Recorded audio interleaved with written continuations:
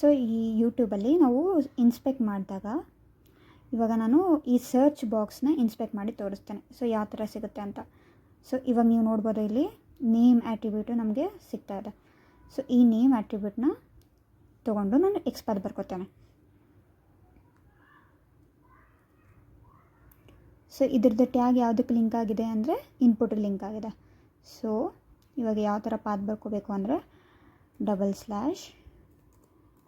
/input @ so we have to close this bracket. So we can see ಈ particular search box highlight ಆಗ್ತಾ ಇದೆ by using this tag name. So ಇವಾಗ ನಾವು ಇಲ್ಲಿ ನೋಡ್ಬೋದು ಈ ಓನ್ಲಿ ಒನ್ ಎಲಿಮೆಂಟಿಗೆ ಮಾತ್ರ ಐಡೆಂಟಿಫೈ ಮಾಡ್ತಾ ಇದೆ. ಸೊ ಈ ಥರ ನಾವು by using a name we can identify the elements.